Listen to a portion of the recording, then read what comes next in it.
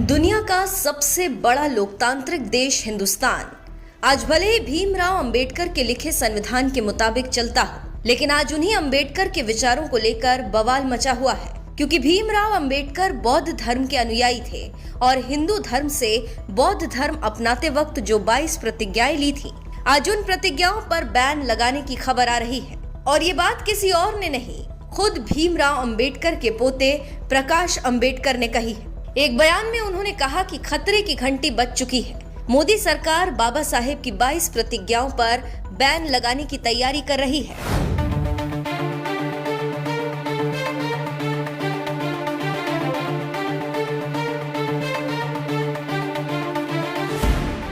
क्या है भीमराव अंबेडकर की 22 प्रतिज्ञा जिस पर मचा घमासान? क्या मोदी सरकार अंबेडकर की प्रतिज्ञा पर लगाने वाली है बैन? अंबेडकर की 22 प्रतिज्ञा में ऐसा क्या है जो मचा है घमासान? वंचित बहुजन अघाड़ी के अध्यक्ष और भारत का संविधान लिखने वाले भीमराव अंबेडकर के पोते प्रकाश अंबेडकर 5 नवंबर को महाराष्ट्र के नांदेड़ में एक धम्म सम्मेलन का आयोजन करने जा रहे हैं और इस सम्मेलन में सभी अंबेडकरवादियों से शामिल होने की अपील करते हुए प्रकाश अंबेडकर ने बयान दिया है कि खतरे की घंटी बज चुकी है। मोदी सरकार बाबा साहेब की 22 प्रतिज्ञाओं पर बैन लगाने की तैयारी कर रही है। मैं अंबेडकरवादियों से ऐलान करता हूं कि खतरे की घंटी बज चुकी है। वैदिक हिंदू धर्म के प्रचारकों ने जो कहा है उसको बड़ी गंभीरता से लीजिए। गुजरात के चुनाव तक केंद्र सरकार, राज्य सरकार कुछ नहीं करेगी, लेकिन जैसे ही गुजरात के चुनाव का नतीजा आता है, केंद्र सरकार, राज्य सरकार 22 प्रतिज्ञाओं पर पाबंदी लाने की सिर्फ चेष्टा नहीं करेगी तो असलियत में पाबंदी लाएगी, कानूनी कार्रवाई होगी और बाबा साहब की एक तरफ की इज्जत की जिंदगी का रास्ता जो बताया था उसको खत्म करने की बात यहां पे शुरुआत हुई। 5 नवंबर को नांदेड़ में धम्म सम्मेलन आयोजित किया गया है। मैं तमाम अंबेडकरवादियों से ऐलान करता हूं कि इस धम्म सम्मेलन को सफल बनाने के लिए लाखों की संख्या में आप उपस्थित रहिए।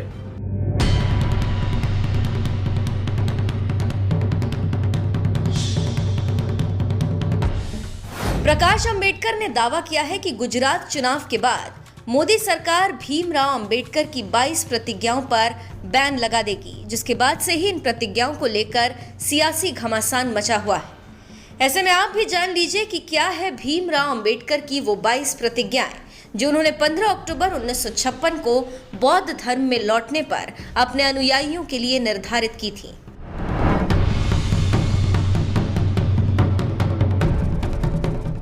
मैं ब्रह्मा, विष्णु और महेश में कोई विश्वास नहीं करूंगा और ना ही मैं उनकी पूजा करूंगा।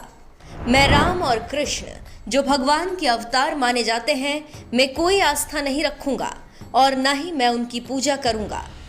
मैं गौरी, गणपति और हिंदुओं के अन्य देवी देवताओं में आस्था नहीं रखूंगा और ना ही मैं उनकी पूजा करूंगा। मैं भगवान के अवतार में विश्वास नहीं करता हूँ। मैं ये नहीं मानता और ना कभी मानूंगा कि भगवान बुद्ध विष्णु के अवतार थे। मैं इसे पागलपन और झूठा प्रचार प्रसार मानता हूँ। मैं श्रद्धा में भाग नहीं लूंगा और ना ही पिंडदान दूंगा। मैं बुद्ध के सिद्धांतों और उपदेशों का उल्लंघन करने वाले तरीके से कार्य नहीं करूंगा। मैं ब्राह्मणों द्वारा निष्पादित होने वाले किसी भी समारोह को स्वीकार नहीं करूंगा। मैं मनुष्य की समानता में विश्वास करता हूँ। मैं समानता स्थापित करने का प्रयास करूंगा। मैं बुद्ध के अष्टांगिक मार्ग का अनुसरण करूंगा।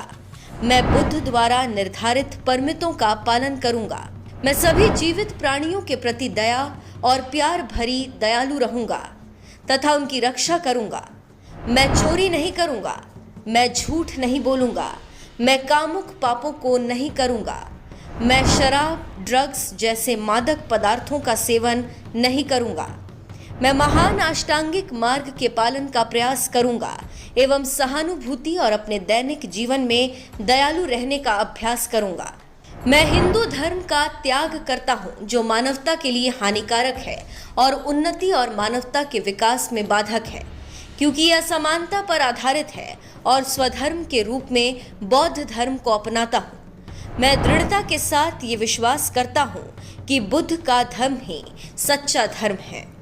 मुझे विश्वास है कि मैं फिर से जन्म ले रहा हूं। मैं गंभीरता एवं दृढ़ता के साथ घोषित करता हूं कि मैं इसके बाद अपने जीवन का बुद्ध के सिद्धांतों व शिक्षाओं और उनके धम्म के अनुसार मार्गदर्शन करूंगा। धर्म परिवर्तन कर बौद्ध धर्म अपनाने वाले भीमराव अंबेडकर ने जो ये 22 प्रतिज्ञाएं निर्धारित की थीं, इनमें से कुछ प्रतिज्ञाएं ऐसी हैं जिन पर ऐतराज जताया जा रहा है। खासकर हिंदू धर्म को मानने वाले साधु संत अक्सर इनमें से कुछ प्रतिज्ञाओं पर सवाल उठाते रहे हैं, क्योंकि ये प्रतिज्ञाएं सीधे तौर पर हिंदू विरोधी मानी जाती हैं, जिनमें साफ तौर पर कहा गया है कि ब्रह्मा विष्णु महेश की पूजा नहीं करनी चाहिए और ना ही भगवान राम कृष्ण को अवतार माना गया है।